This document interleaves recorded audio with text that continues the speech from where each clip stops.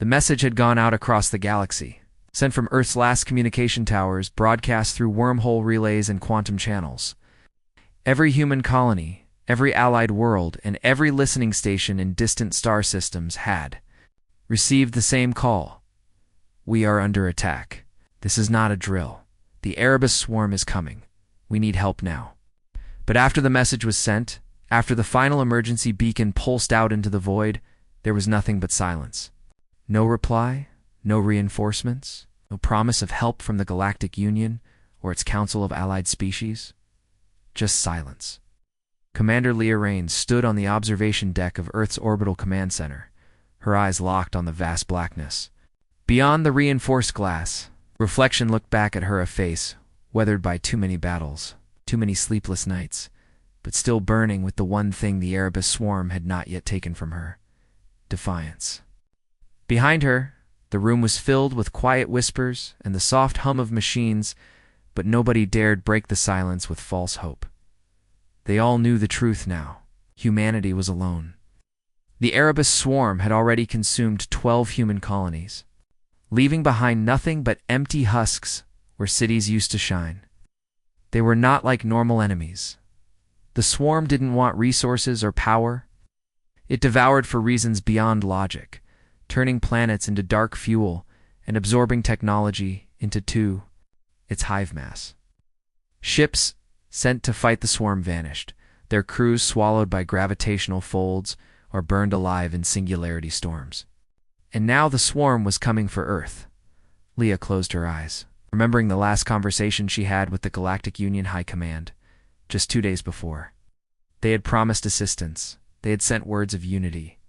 But when the Erebus ships darkened Earth's sun, the Union's fleets quietly powered down their weapons and drifted away into deep space, leaving humanity to face the horror alone.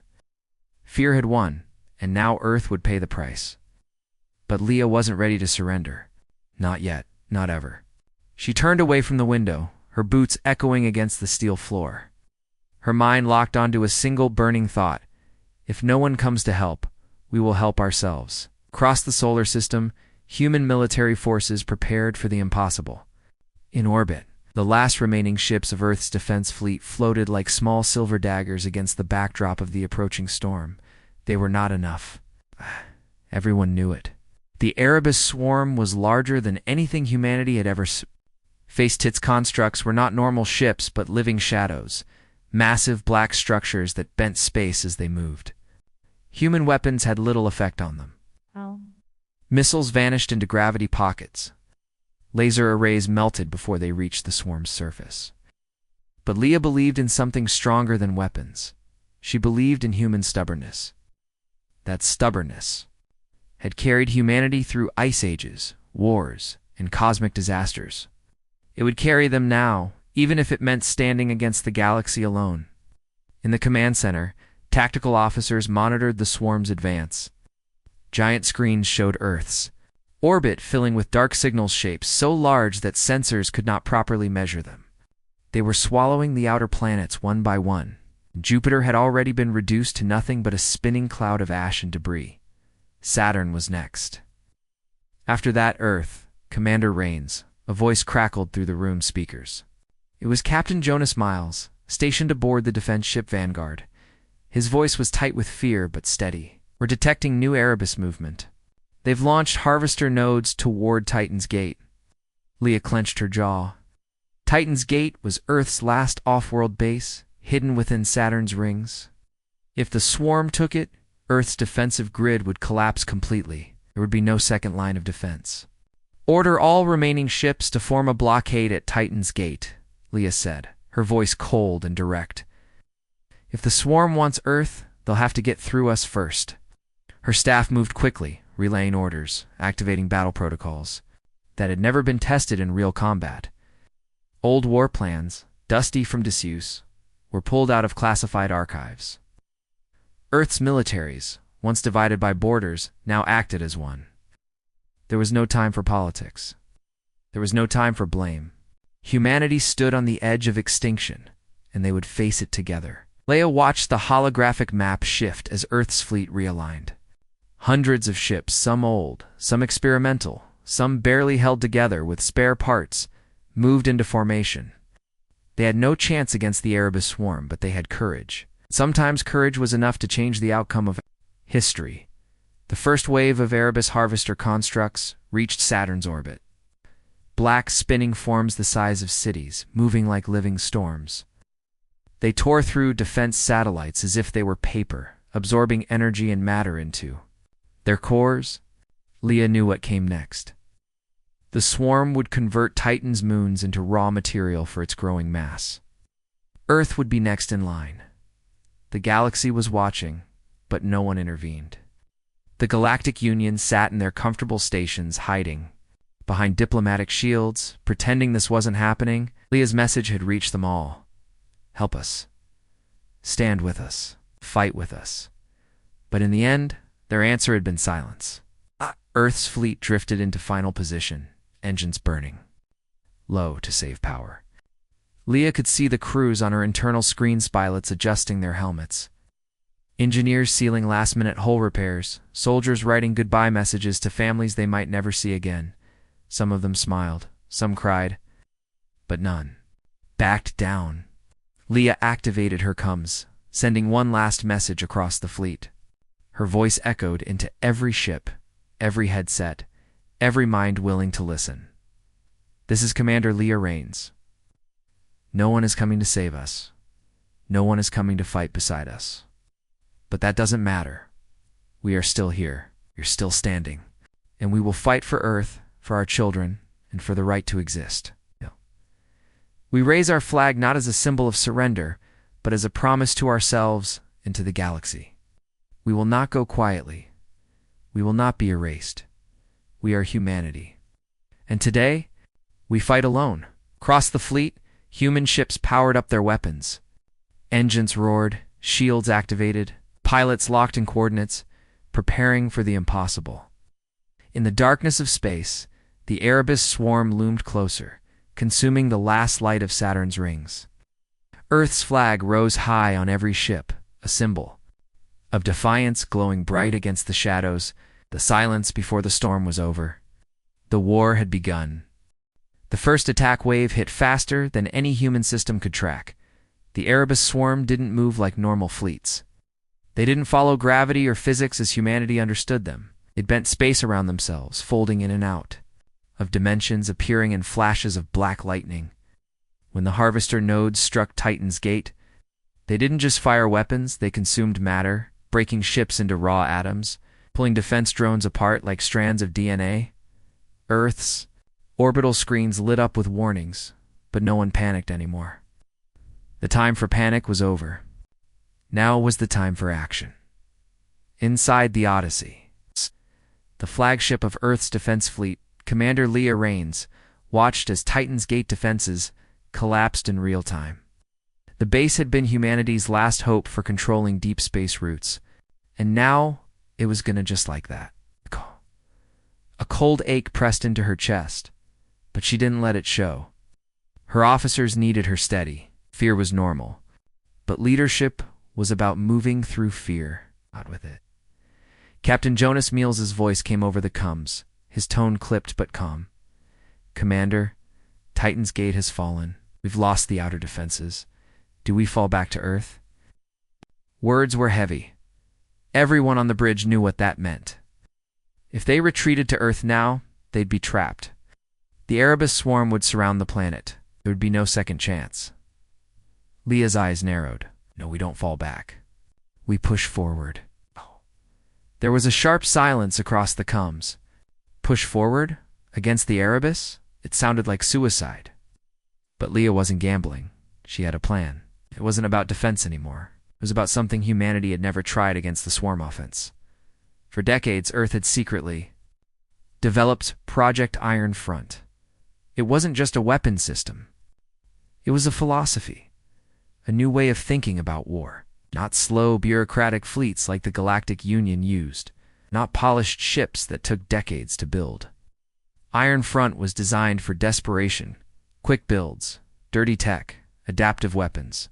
Fused with human instinct and AI creativity, some called it reckless, others called it madness, but Leah called it the only option left. She opened the encrypted channel to her science teams. Begin Phase 1 of Iron Front. Prepare the launch bays. Beneath the surface of Earth, buried under Antarctica's ice, massive assembly lines roared to life. Automated factories that had been asleep for years suddenly lit up, producing war machines at impossible speeds. Giant 3D printers forged hybrid warships. Blending old Earth military tech with alien designs stolen from captured Erebus fragments, experimental fusion cores were loaded into the hulls. Weapons never tested in battle were strapped onto frames, not because they were ready, but because there was no time to be ready. These weren't elegant ships. They were ugly, brutal, and fast. Meant for one thing, to surprise the enemy. In orbit, hundreds of Iron Front vessels launched from Earth's hidden docks. They streaked into space like a swarm of metallic hornets, their designs asymmetric, their systems unpredictable.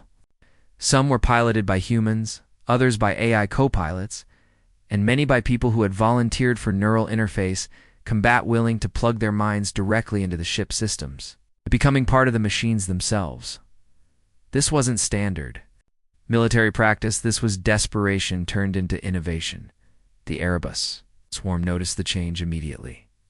For centuries, their war algorithms had encountered the same patterns. Species tried to defend their homeworlds, then begged for mercy when the defense collapsed. But humans were not playing the same game. The Erebus tried to calculate the new tactics, but the data didn't make sense. Human ships twisted through space in ways that violated normal physics. The Iron Front vessels moved like living creatures, not drones. It's not predictable formations, but chaotic instincts given metal and fuel.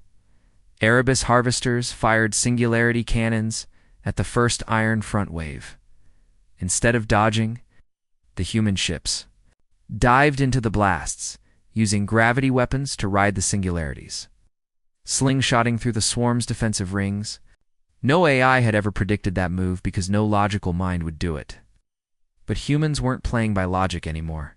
They were playing to win. In the command center of the Odyssey, Leah watched the live feed.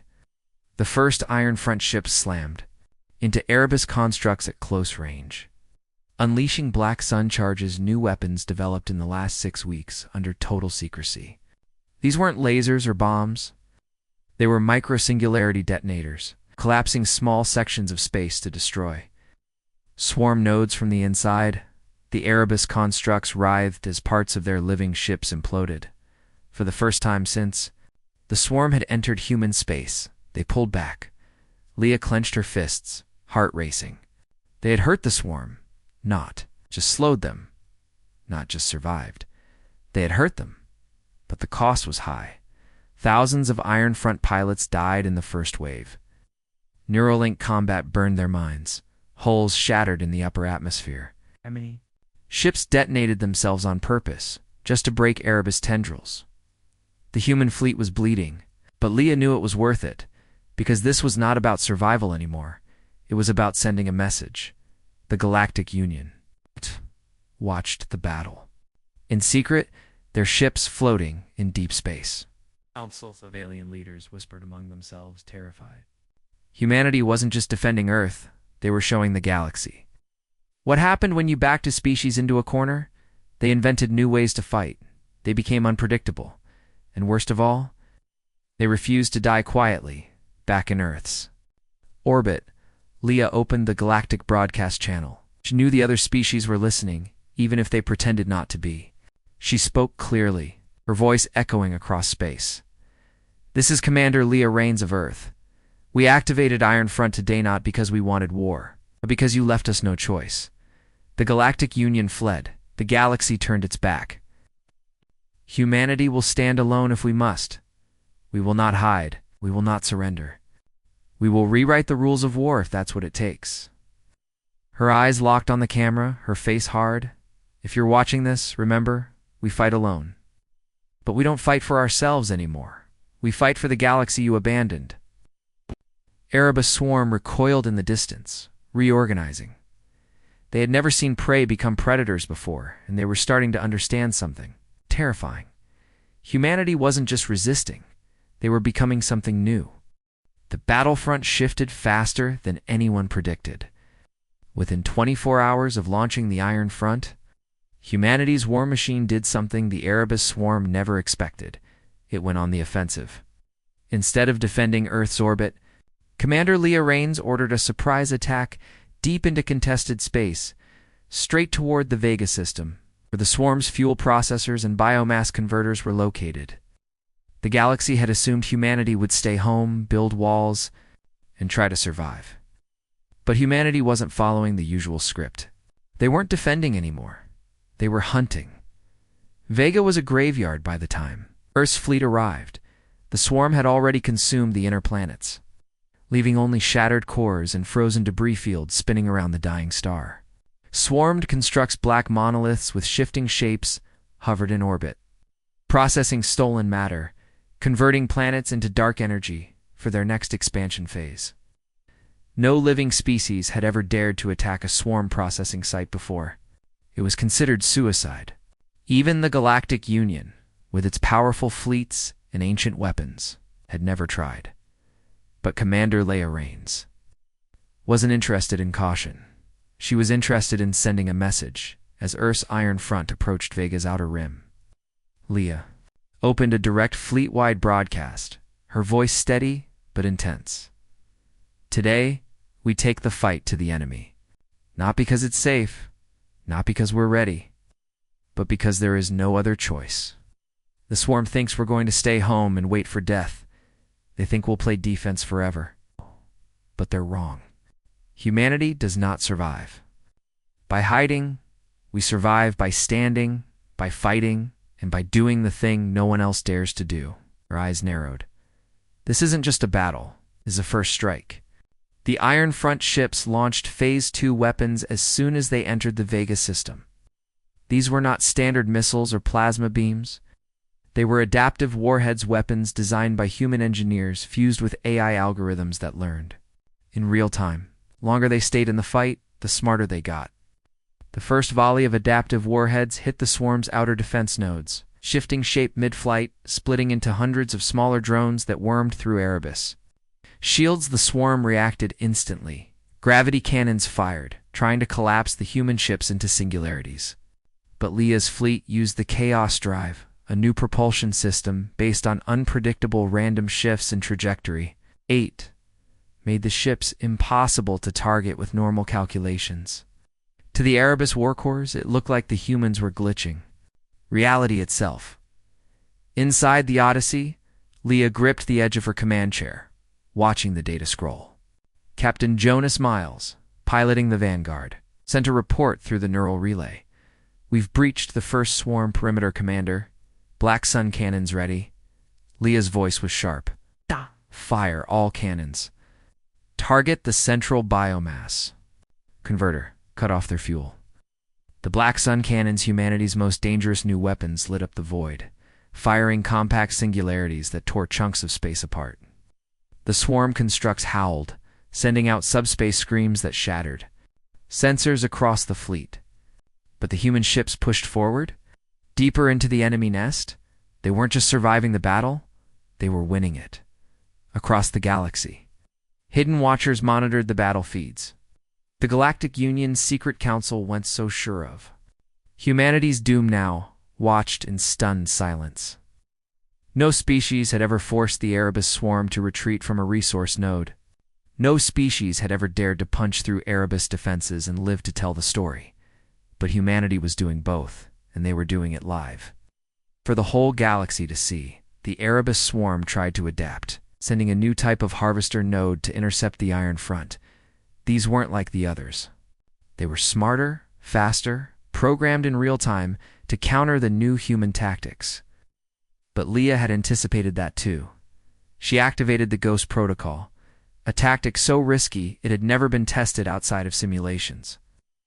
Iron Front ships cut their transponders, scrambled their mass signatures, and dove into the swarm's own gravity wells hiding inside the enemy's fields to avoid targeting. It was insane. It was reckless, and it worked. Leah's neural interface burned as she received real-time combat data. Her pilots, many of them directly wired into their ships, fought with a blend of instinct and technology that no other species could match. They made split-second decisions no AI could predict. They laughed while diving into death zones, something the Erebus could not compute.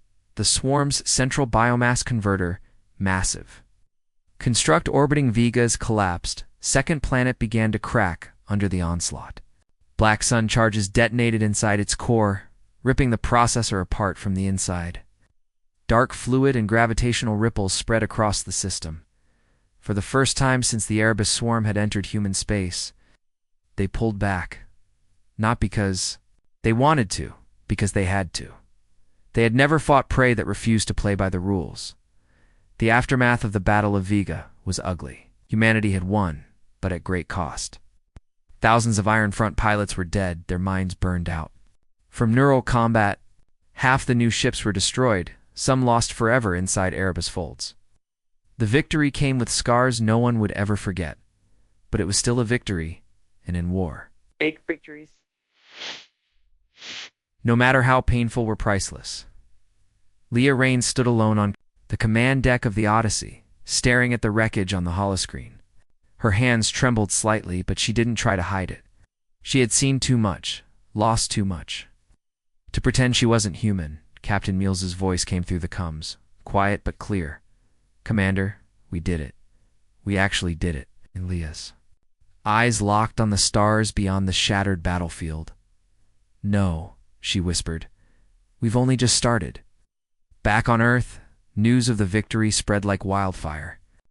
Across every human colony, people lifted their heads for the first time in weeks. They weren't just defending anymore. They were fighting back. They were winning. The galaxy watched in stunned silence. No one had come to help humanity. So, humanity had helped itself, and now the galaxy wondered, if humans could do this alone, what would happen next? The victory at Vega should have been a turning point for the galaxy, a moment when all civilizations united behind humanity's courage, realizing that the Erebus swarm could be stopped. But instead of rallying, the galaxy recoiled. The governments of the Galactic Union didn't celebrate Earth's success. They whispered in secret meetings, holding emergency councils, debating what to do with the one species that had just changed the balance of power overnight. Humanity had not just survived. It had embarrassed the galaxy's most powerful empires by doing the impossible without permission, without protocol, and without allies. That made Earth dangerous. Commander Leah Raines suspected this would happen. But the speed of the betrayal still shocked her. The first signs came within hours of the Vega victory. Galactic Union broadcasts suddenly stopped mentioning Earth's efforts at all. News feeds from allied worlds refused to cover the battle. The official narrative shifted. The Union acted as if the fight at Vega had never happened, as if humanity's stand against the Erebus swarm was an isolated incident, not something worth global attention. But Leah knew better. She had seen the secret communications intercepted by Earth's intelligence satellites. The Galactic Union High Command wasn't just ignoring humanity. They were collaborating with the Erebus swarm, inside the Odysseys. Encrypted war room, Leah stared at the data streams pouring across the holoscreen. Her cybernetic eye implant filtered the incoming messages, highlighting the words that mattered most. The Union's top leaders had sent covert transmissions to Erebus nodes. They weren't asking for peace. They were offering terms. The plan was simple. Sacrifice Earth. Give the swarm humanity's genetic data, technological records, and planetary locations in exchange for protection. The Union had decided that cutting a deal was safer than fighting to them. Humanity was expendable. To Leah, that was unacceptable. Captain Jonas Miles paced the bridge, his fists clenched. "They sold us out," he growled. "We saved the galaxy from the swarm's expansion at Vega, and they repay us by handing us over like we're nothing." Leah's jaw tightened. No, they're not just handing us over, but they're covering their own fear. "We proved something at Vega, Jonas. We proved the Union's fleets are useless because they're too scared to fight. We showed the galaxy that humanity doesn't need their approval to win." She tapped the holoscreen, enlarging a secret message from the Union High Council. The words burned into the display. "Human defiance is destabilizing the galactic order. Control must be re-established. Before human aggression triggers wider conflict, immediate negotiations with Erebus Swarm are in progress. Leah felt a cold fire in her chest. It wasn't just betrayal, it was cowardice dressed as diplomacy. Across Earth, Ironfront command centers picked up the same signals. The Union was preparing to blockade Earth's colonies to prevent further military actions. They were even considering disabling human quantum relays to stop the spread of Earth's new tech. They wanted to cage humanity before it became a threat to the status quo. But humanity wasn't going back in the cage. Leah made the hardest decision of her life that night. She called an emergency transmission not just to Earth, but to the entire galaxy. Every free world, every neutral colony, every backwater planet with an antenna heard the same broadcast. The message was clear. It was not polished. It was not diplomatic. It was real. Leah stood on the bridge of the Odyssey, the Earth flag behind, her face lit by the cold blue glow of distant stars. Her voice cut through the universe. This is Commander Leah Rains of Earth. Tonight, I'll show you what the Galactic Union is trying to hide. These are the intercepted communications between the Union and the Erebus Swarm. They are betraying all of us, not just humanity. They are making deals to save their own skins while the rest of us burn. She paused, letting the silence hang. We asked for help. They left us to die. So we fought alone. We won at Vega. Not just for Earth, but for everyone in this galaxy who cannot fight back. And now they call us dangerous because we refuse to kneel. Her eyes locked on the camera, fierce and unwavering. We are not dangerous because we want war. We're dangerous because we refuse to give up. We're dangerous because we don't obey when the galaxy tells us to roll over and die. And if that scares you good, maybe it should. Across thousands of star systems, civilians watched the message in stunned silence. On alien colonies, protests erupted overnight. Refugee worlds, forgotten by the Union, cheered for humanity. Young pilots in distant outposts whispered to each other, they did it alone. What if we can too? The Galactic Union tried to stop the broadcast, but it was too late. Humanity had already sent it through underground channels, backdoor servers, and pirate signals across the galaxy. The truth was out, and truth was the one weapon the Union couldn't shoot down. Inside the Erebus Swarm's command core, alien minds processed the new variables. Humanity was no longer just a species. It was an ideological virus, spreading courage and rebellion to other civilizations. The Swarm didn't fear human weapons that could be calculated.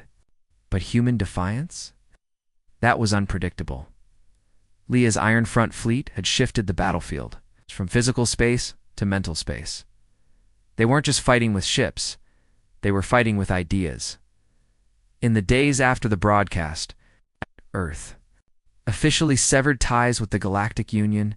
The Union responded by imposing sanctions, locking Earth out of trade routes and attempting to jam human transmissions.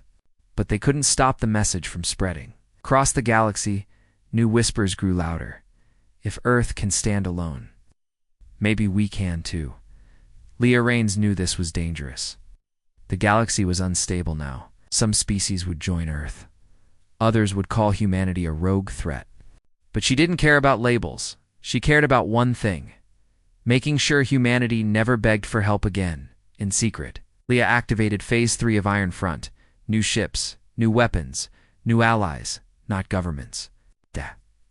But rebel colonies and free? Agents from other species who had seen the truth decided to fight back. The galaxy had made its choice. They would let the Swarm grow, hoping it wouldn't come for them next. But humanity had made a different choice. They weren't waiting. They weren't hiding. They were raising their flag not just for Earth, but for every world left behind. And if that meant going to war alone, then so be it. The galaxy entered a new era after Leah Rains' broadcast. For the first time in recorded history, one species stood alone, not just militarily, but philosophically against both the enemy that wanted to consume them and the so-called allies who preferred surrender. Humanity had declared war not only on the Erebus Swarm, but on the entire system of galactic fear and control. And across the stars, millions of ordinary people, humans and aliens alike, could not stop watching. They tuned into Earth's pirate broadcasts, streaming every battle, every speech, every Iron Front launch. Some cheered, some panicked, but no one could look away. Inside the Iron Citadel, a new command center built in Earth's orbit from the wreckage of old defense platforms, Leah Raines stood before a 360-degree holomap of the expanding front lines. Her eyes burned with exhaustion, but she refused to rest. The Erebus swarm was moving faster now. After the loss at Vega, they had grown more aggressive. They no longer absorbed systems quietly. They advanced like an avalanche, swallowing entire star clusters in days. Leah's officers stood around her, waiting for orders. Some of them were civilians turned soldiers. Some were ex-Union defectors who had chosen to fight after hearing Leah's message. None of them asked for mercy. They all knew this war was no longer about Earth alone. It was about freedom versus fear, about standing tall when everyone else knelt. Captain Jonas Miles spoke first, his voice low but steady. "Commander Erebus? Constructs have entered the Proxima border. It's our last defense line before Sol System." Leah stared at the map. Proxima was just 4 light years from Earth. If the swarm took it, the next stop would be home. Deploy the Iron Fronts. "Second Fleet," she said coldly. "Send everything we've got." Jonas hesitated. "It leaves Earth with nothing in reserve." Leah didn't blink. "We're out of time for reserves. We fight now or we die later." The War of One Banner began that night. Humanity's. Iron Front ships leaped from orbit, streaming toward Proxima Centauri at faster-than-light speeds. They were outnumbered 10-1. The Erebus swarm's harvester constructs filled the system like black webs, spinning gravitational traps and unfolding extra-dimensional weapons that cracked the laws of physics. But humanity didn't retreat. They engaged with everything they had. The Battle of Proxima became the most watched event in galactic history. Human pilots broadcast their cockpit feeds live, letting the galaxy see what it meant to fight for real. They showed faces streaked with sweat and blood, voices shaking but steady, laughter mixing with screams as they dived into the enemy. They weren't faceless drones like the Union fleets. They were human beings, unpredictable and raw. The Erebus swarm's algorithms tried to adapt, but human tactics made no sense. Some ships spun in chaotic spirals, mimicking space debris to sneak past defenses. Others used quantum ghost maneuvers, splitting into probability shadows that confused enemy targeting systems. A few even sacrificed themselves, detonating inside swarm processing cores to disrupt the Hive network. In the middle of the battle, Leah joined the front lines personally. She boarded the Ragnarok, a prototype assault carrier armed with phase shift, torpedoes, and black sun cannons. She wasn't supposed to be their commanders, stayed in safe war rooms. But Leah believed leadership meant standing in the storm, not watching from a distance. Her voice crackled across every ship's channel. "This is Commander Leah Raines. The galaxy watches us now, but they won't help. That's fine. Let them. Watch. We don't need saving. We are the sword and the shield of this moment. We are the reason humanity will survive." She smiled, even as Erebus constructs tore through nearby cruisers. "If you fall today, you fall standing. If you die today, you die with your hands clenched around the enemy's throat. We fight alone, but we fight for everyone." Our words ignited something in her pilots. They stopped fearing death. They started focusing on victory across Proxima's orbit. The Iron Front did the impossible again. They broke the swarm's rhythm.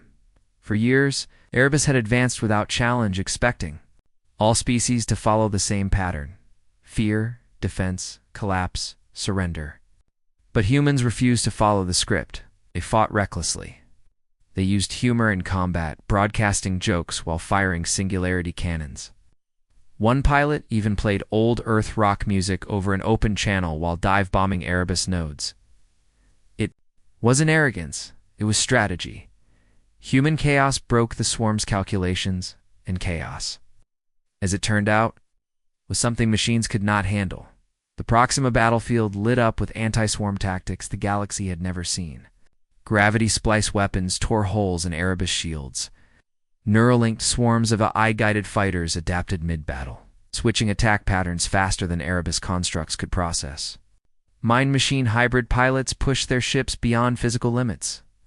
Using human emotion to outthink algorithms, by the end of the third day, Erebus withdrew its harvesters from Proxima space, not because they couldn't win eventually, but because humanity had cost them too much too fast.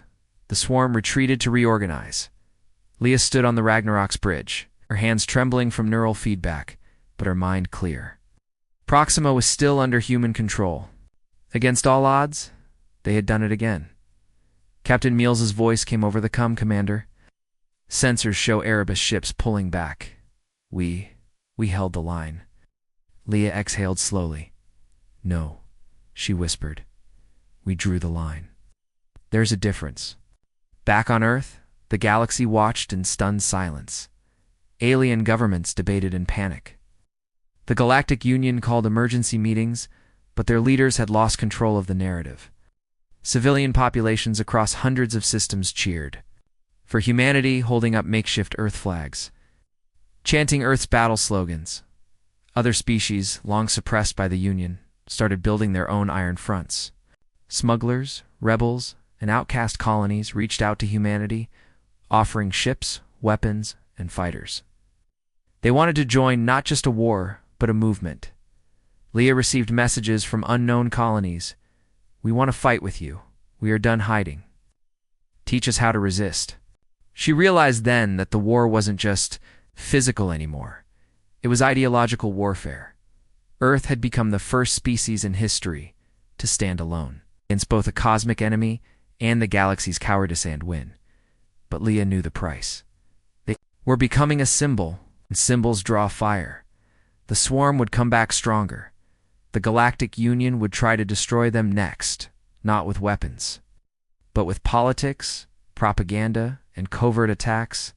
The war of one banner was just beginning. But humanity had chosen its path. They would stand, they would fight, and they would never kneel again. After Proxima, the galaxy changed overnight. Humanity's unexpected victory wasn't just a military shock, it was a cultural explosion.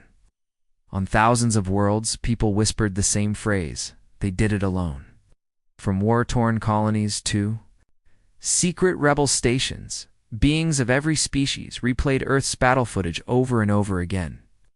They watched human pilots dive into death with smiles on their faces.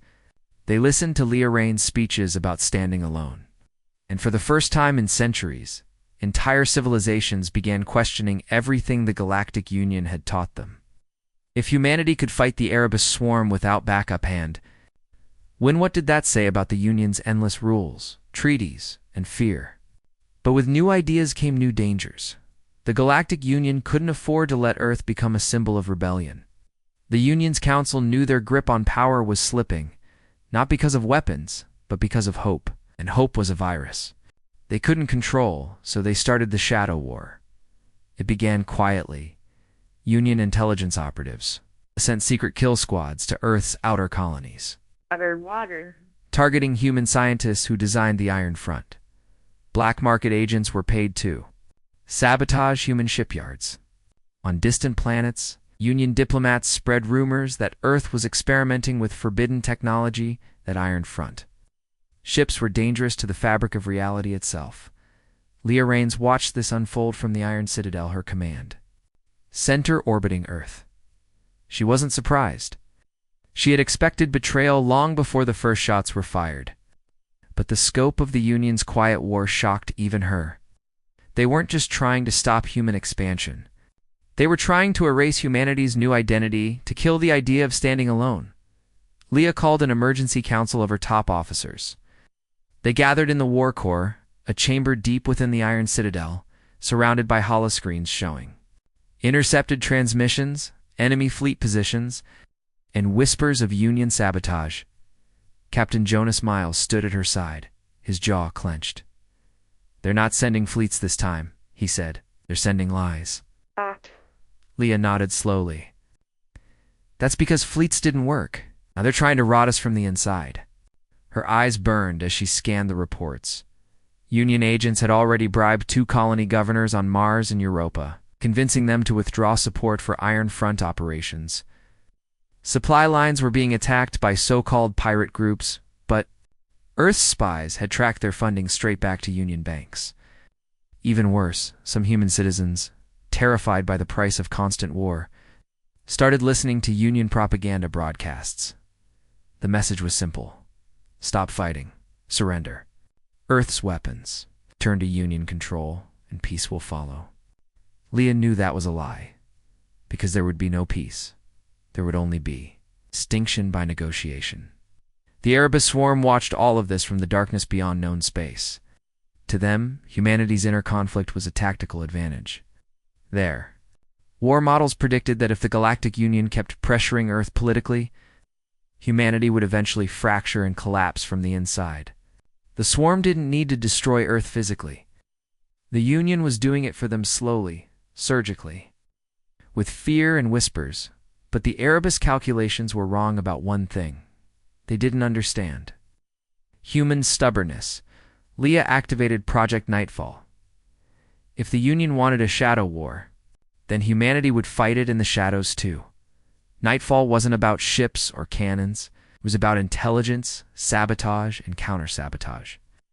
Leah authorized the creation of ghost teams, lead operatives made of humans, AI hybrids, and even defected alien agents who believed in Earth's cause. Their mission was simple: stop the Union's lies, disrupt their networks, protect the Iron Front at all costs.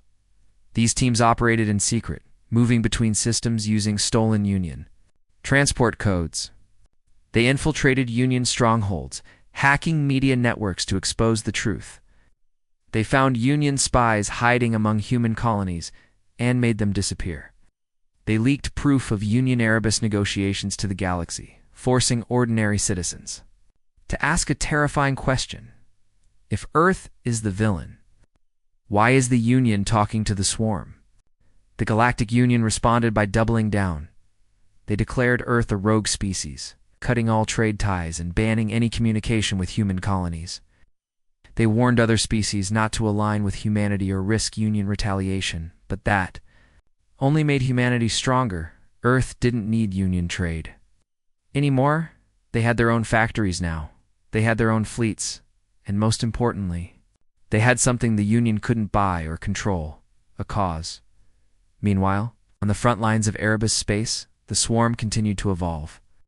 New constructs appeared faster, smarter, adapting to human tactics. The swarm no longer treated humans like prey. They treated them like a problem that needed solving. But humanity refused to give them the solution. Iron Front engineers pushed forward, developing new weapons faster than ever before. Neural interface pilots trained day and night, mastering the art of chaotic combat. Even as Earth fought the Union's sabotage, they also prepared for the swarm's next wave.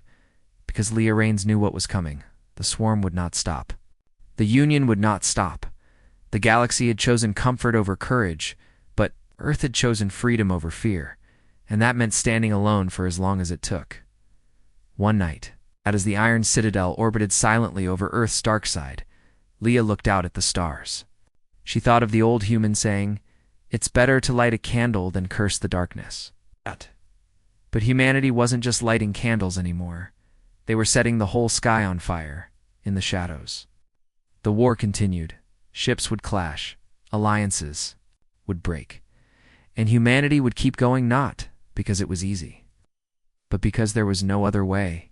They would fight alone if they had to, and they would win alone if they must. As the Shadow War escalated, Earth found itself isolated on every front. The Galactic Union's sanctions tightened like a noose. Human colonies reported shortages of critical supplies: food, medicine, reactor parts.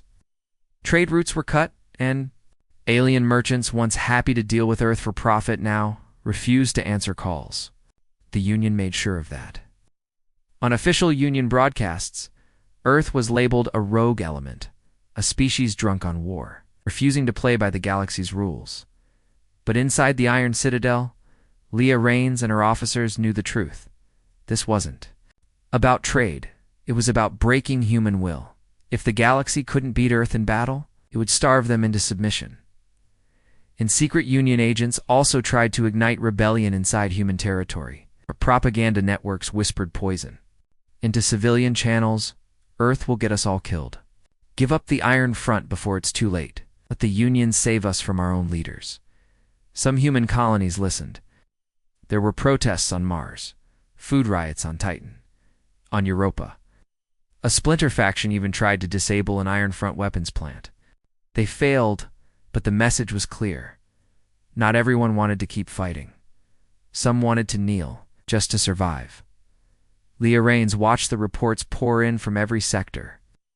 She stood in the Citadel's war room, her reflection staring back from cold steel walls. Her eyes showed no fear, but her heart carried the weight of every decision. She whispered to herself, almost too softly for the room's sensors to catch. This is the price of defiance. Captain Jonas Miles stood beside her, reading the same reports.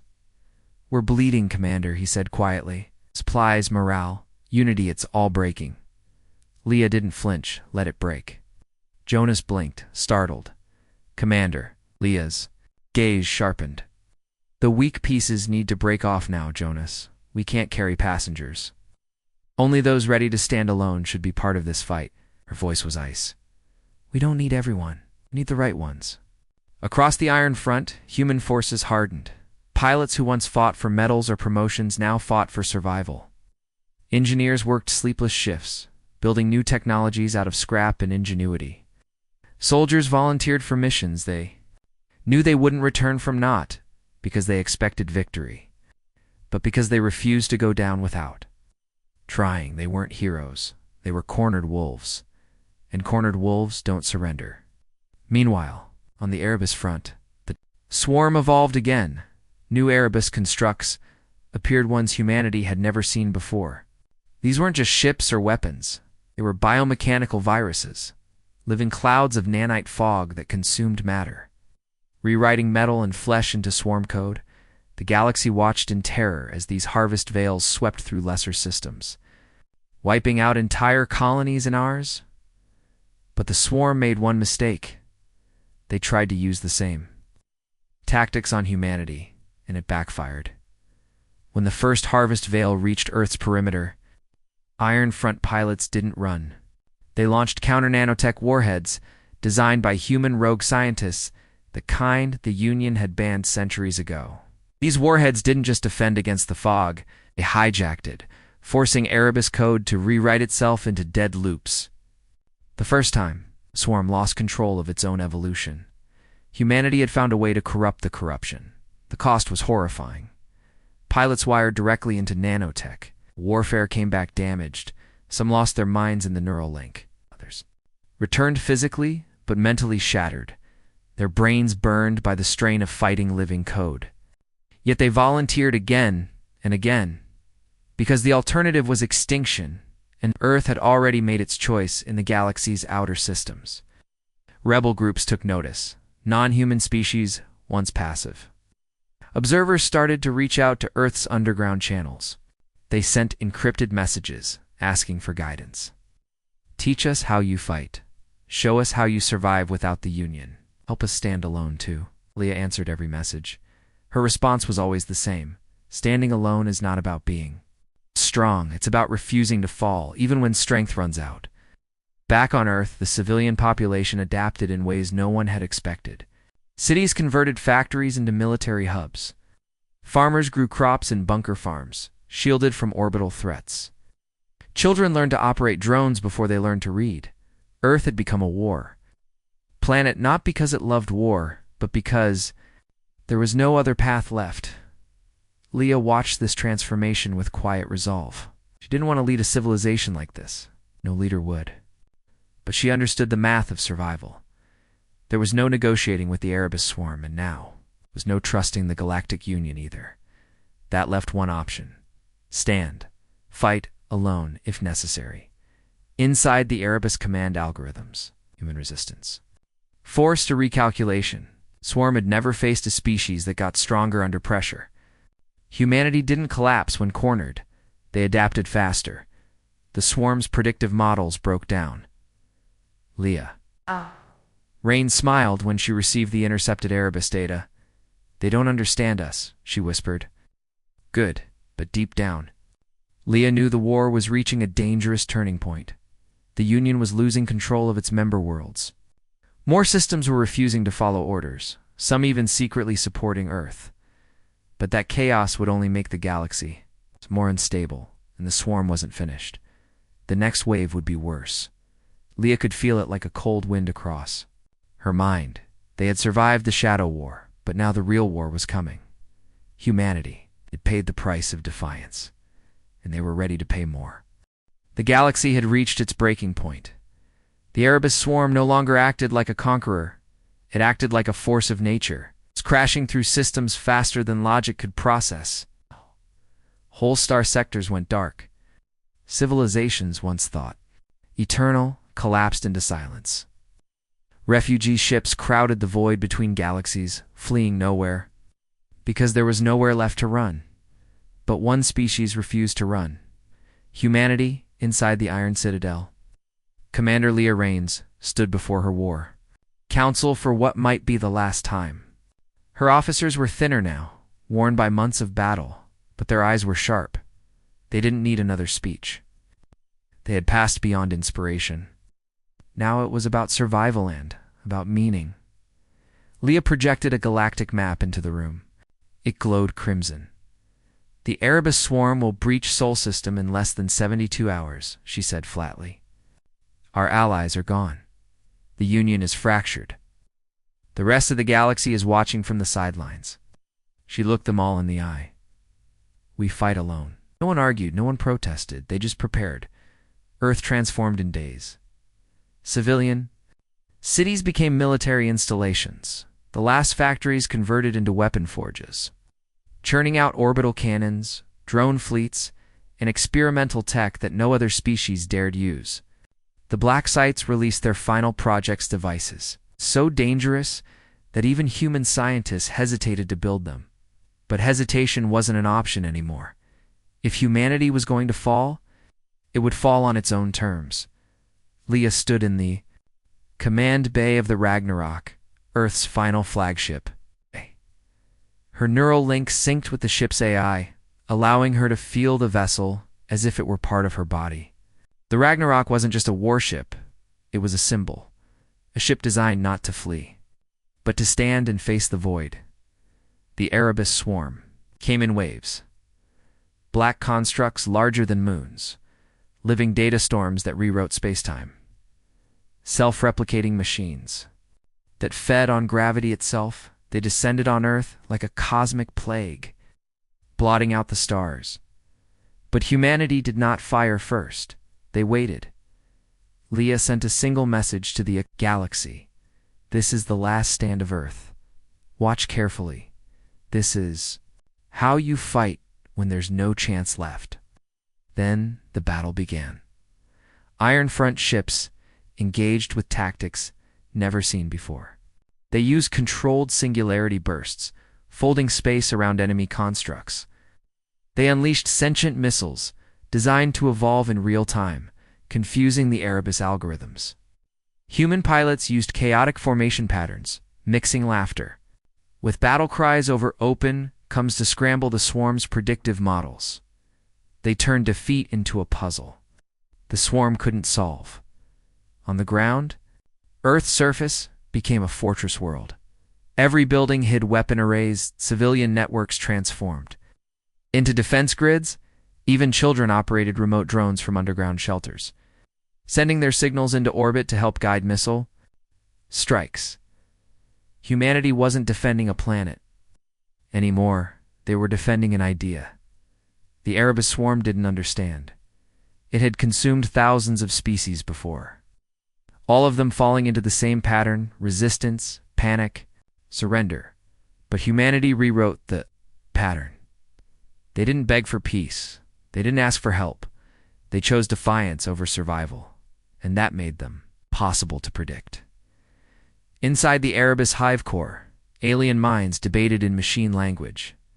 The human species introduced chaos variables that did not fit any known model. Their culture weaponized humor. Their military weaponized failure, using it to learn faster than the swarm could adapt, and their leaders refused to calculate odds because they didn't care about odds. Leah Raines stood on the bridge of the Ragnarok, watching her screens flood with red alerts. Human ships were falling. The Erebus were pushing forward. The swarm would soon break through the final line. But she smiled, because she knew the final phase was ready. Project Last Light activated. This was Earth's ultimate contingency. Not a smirk, not a bomb, but a broadcast, a quantum pulse.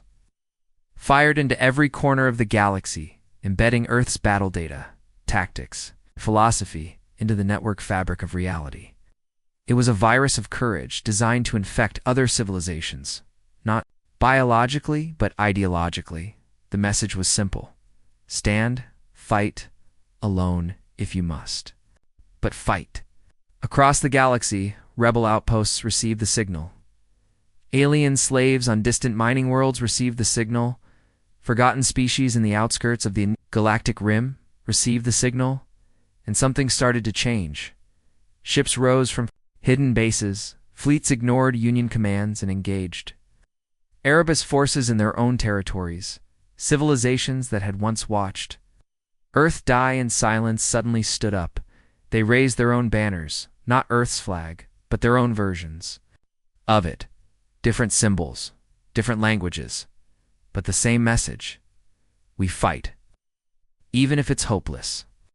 Leah Raines watched the sensors light up. She saw signals from hundreds of systems, new battle groups forming, planets refusing Erebus absorption, colonies declaring independence from the Union to join the stand. Earth was no longer fighting alone. They had started something bigger than survival. They had started a movement of resistance. The Ragnarok systems were failing. Leah could feel it in her neural link. The ship's AI was dying, bit by bit. The Erebus swarm still pressed forward, relentless. But for the first time, the swarm wasn't advancing unchecked. They were being pushed back, not just by humanity, but by the entire galaxy waking up. Leah whispered her last command. Transmit one more time. Her final message spread across space, burned into every signal path. We stood alone so you wouldn't have to. Now it's your turn. The Erebus swarm recalculated. Their models broke because they weren't fighting a species anymore. They were fighting an idea that couldn't be erased, and that's how Earth's standalone at first, but never truly alone in the end, changed the fate of the galaxy forever.